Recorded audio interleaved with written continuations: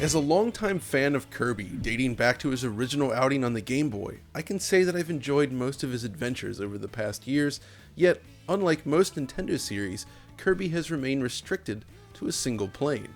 When Nintendo made the jump to 3D with the Nintendo 64, many of its most popular characters were thrust into fully 3D worlds with their original design concepts translated beautifully into the third dimension.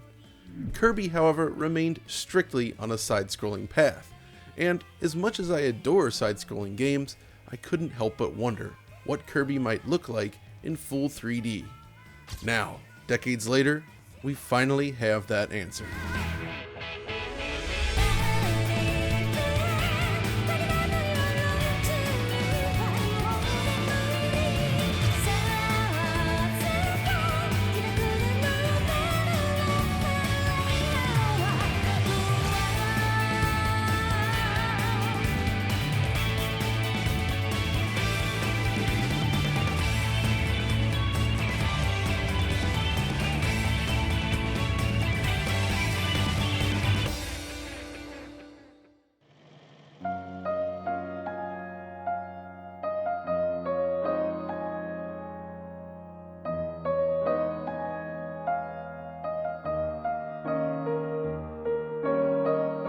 This is Kirby and the Forgotten Land, the first fully 3D, movement-based game in the Kirby series.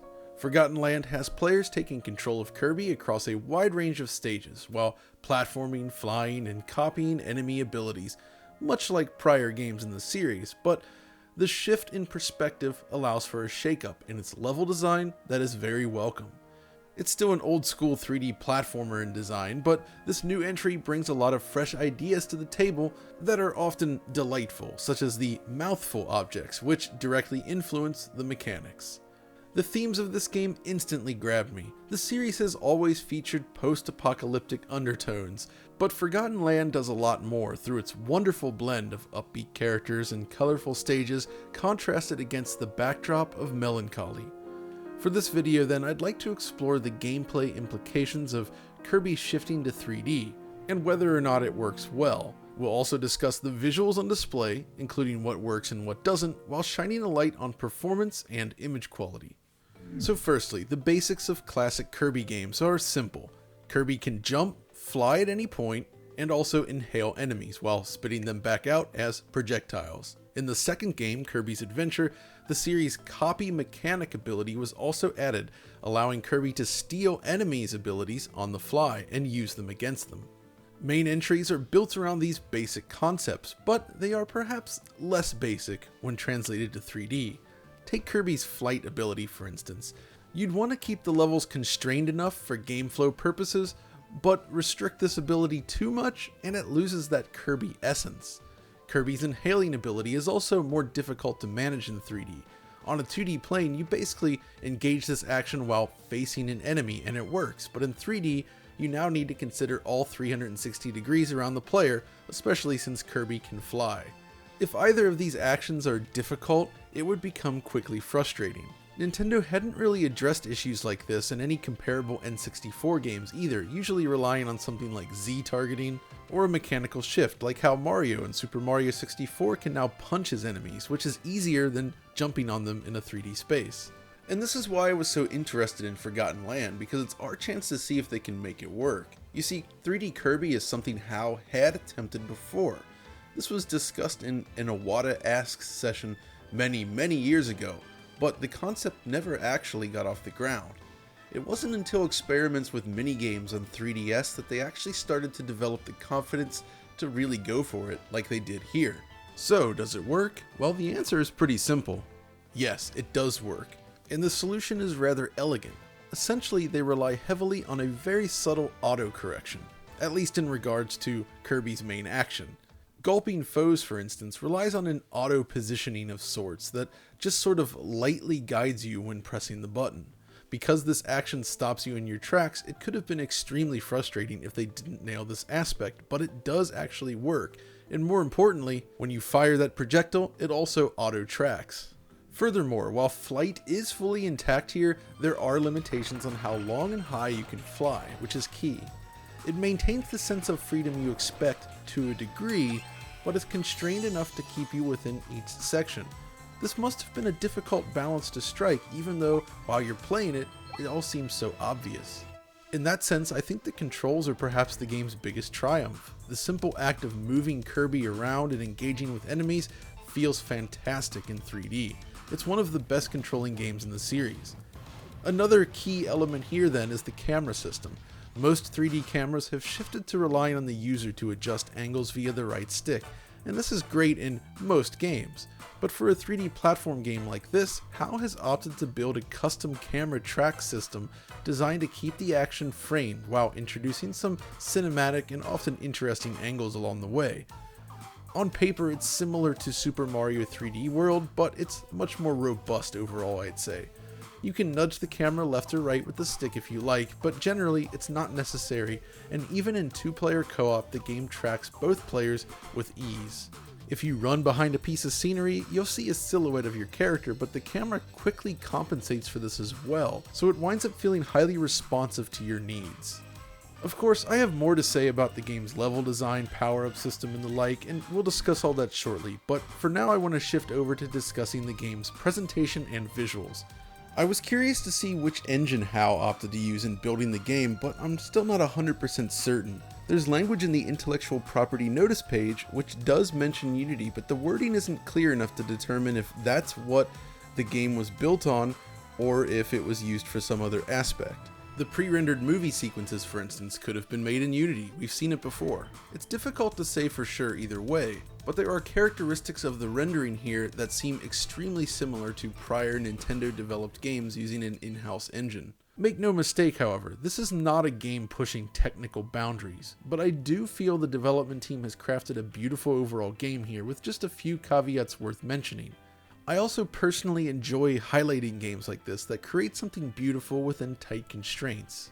But firstly, let's talk about image quality. The game features dynamic resolution scaling, and in docked mode it can scale up to a full 1080p, while the lower bound seems to hit around 810p or so. It changes regularly during normal play. The resolution also scales in portable mode, but I find that it hits its 720p target more regularly, with super sharp image quality all the time. It honestly looks superb on the Switch OLED in particular, whereas the game's image quality flaws reveal themselves pretty clearly on a large 65-inch OLED.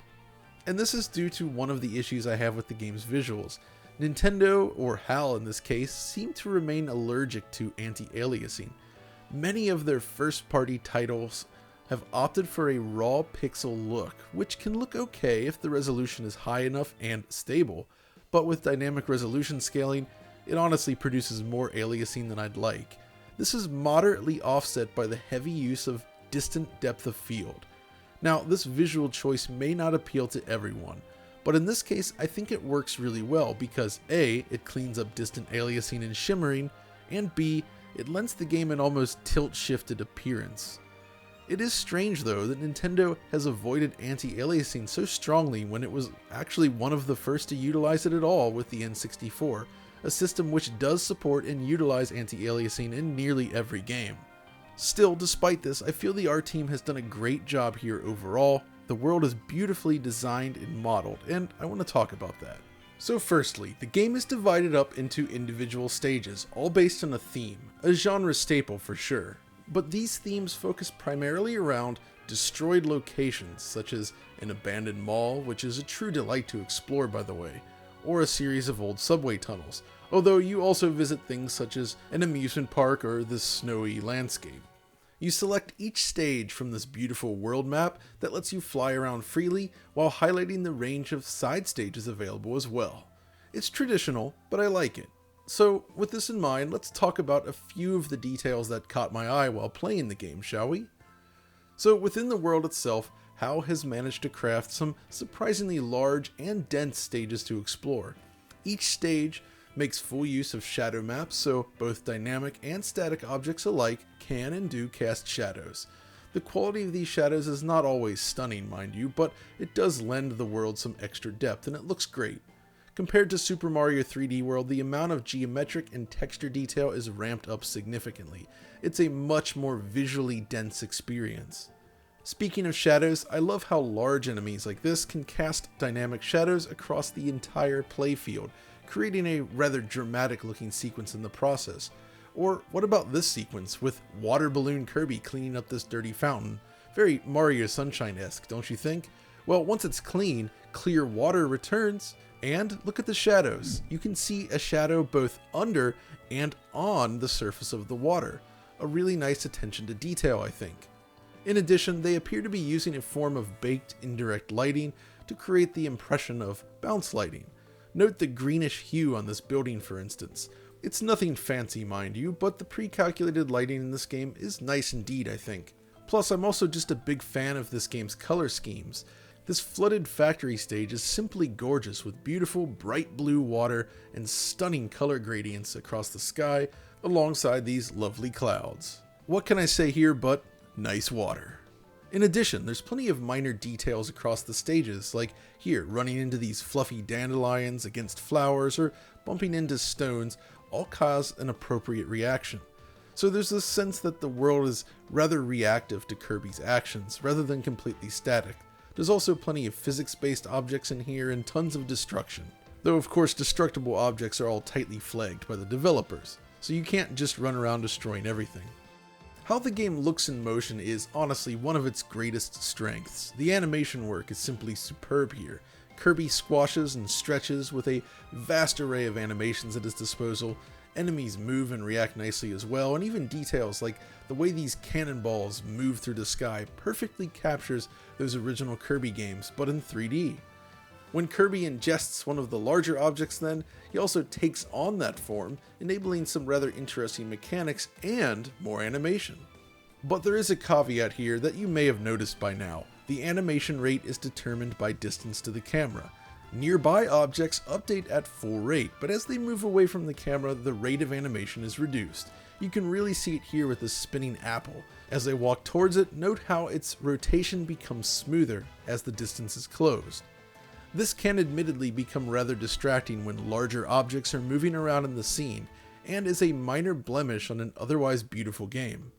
Honestly, as I said, there's really no new cutting-edge techniques here, but it's a great example of how smart art direction and a strong use of existing techniques can deliver a coherent, beautiful game. Now, the cherry on top of all this is actually the user interface itself. From the menu design, the animation on selectors and text boxes, the transitions between different screens, and in fact the dialogue sequences themselves, they're all gorgeous. Just look at the fine-grained detail on this text box, combined with the frosted glass effect that results in objects behind it appearing out of focus. It's a minor thing, yes, but it's so stylish, I love it. This ties in equally to the loading screens, which are all super quick and handled via these nicely animated transitions. It all just results in something that feels rock solid and super polished, even in its release form. No need to worry about dozens of patches to fix launch issues here. This game is complete. In the age of incomplete games and online DRM, it's a breath of fresh air. Unfortunately, not everything is rosy, and this does bring us to one of the game's biggest weak points, the frame rate. So there's actually two sides to this. First of all, early media for this game showed serious performance dips, so I wanted to make sure I tested for that. But also, it was pretty clearly a 30 FPS game.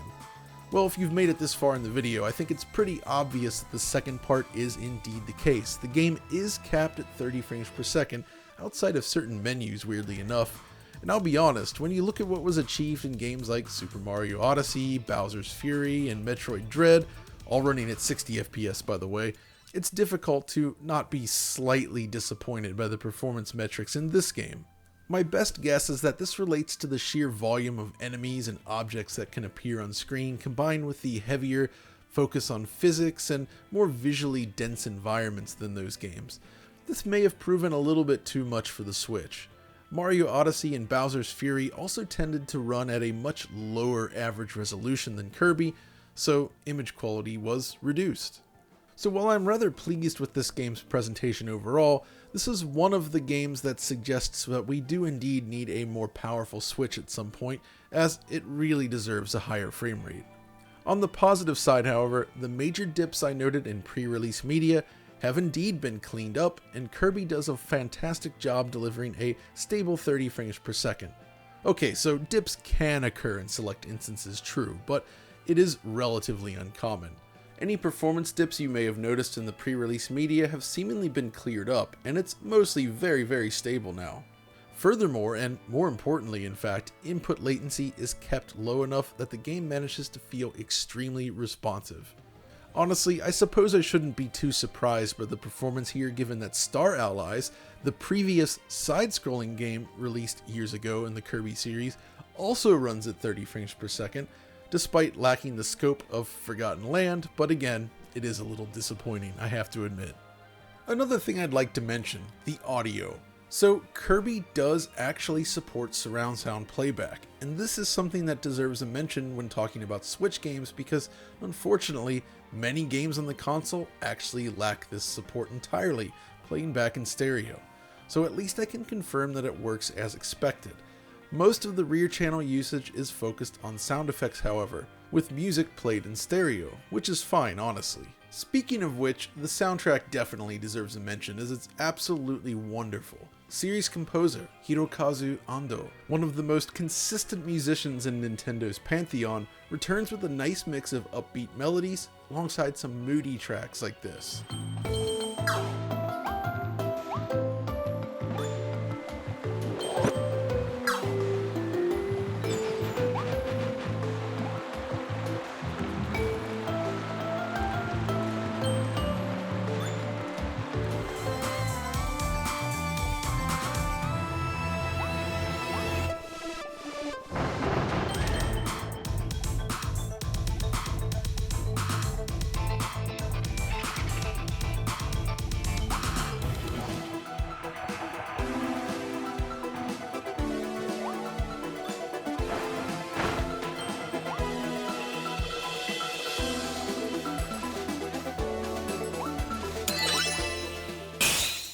Alright, so technically, this is what you can expect from Kirby in the Forgotten Land, but I guess the remaining question here goes more into review territory, so if you'll permit me, let's talk about the game a little more. For starters, is it a good Kirby game? Well, that's not always the case with this series, unfortunately, but here, I think they really pulled it off. Honestly, this might be one of the best games in the series to date, and it comes down to two main things: the level design itself and the power-up system. The best Kirby games have always focused on variety, and that's exactly what you get here. Each world contains a handful of main stages, and each stage has its own unique theme and concept. This results in a surprising amount of variety per level, with unique puzzles and situations appearing as you play through them. One of the big advertised features is the Mouthful Mode, and yeah, this actually plays a nice role in this. Sure, Kirby swallowing a car makes for a funny visual gag, no doubt, but there's a lot of objects like this and it actually adds a lot to the gameplay. For instance, by swallowing this object here, you can use your blast of air to steer a boat around a stage, and it feels great.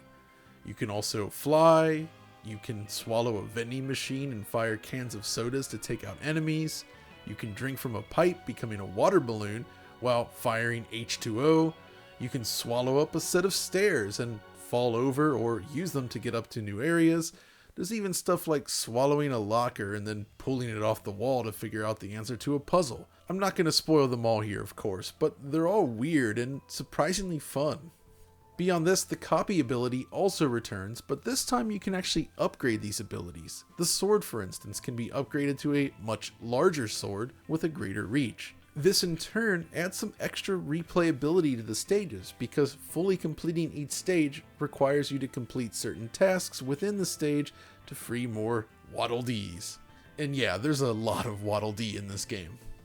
Basically, all these ideas coalesce into something that I really enjoyed, and it's basically what I'm looking for in a 3D platformer these days. It's not going to revolutionize the genre, nor does it really need to, but it's just solid platforming action with beautiful visuals and a fantastic soundtrack. And after covering so many heavy hitters over the past few months, I really enjoyed having a chance to relax and hang out with Kirby for a week. It's such a polished, complete little game with a ton of heart that I think deserves a shot if you're into this type of experience, of course. But that's all from me for the moment, and I hope you enjoyed this little look at Kirby and the Forgotten Land. Thanks for watching the video, and we'll see you next time.